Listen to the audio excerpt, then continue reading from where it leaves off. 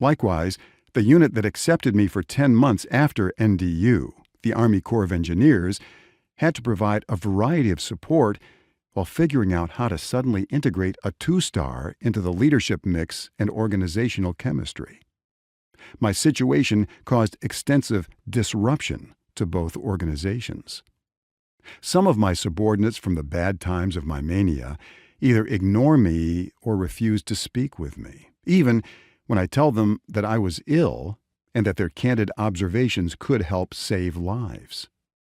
Unfortunately, they were so traumatized by the experience, remain angry with me or both, that they choose not to revisit that painful chapter of their life.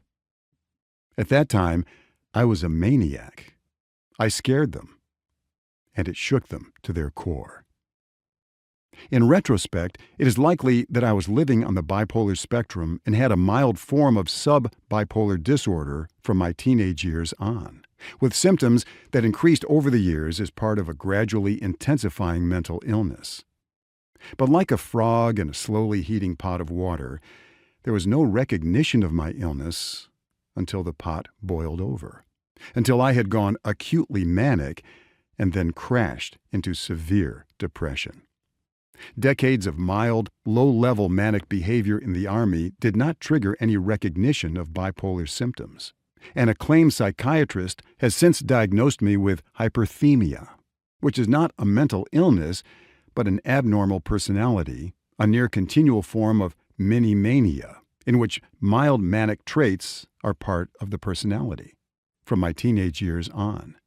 If anything, my extreme energy, enthusiasm, and drive were prized personality traits that led to my steady advancement in the Army.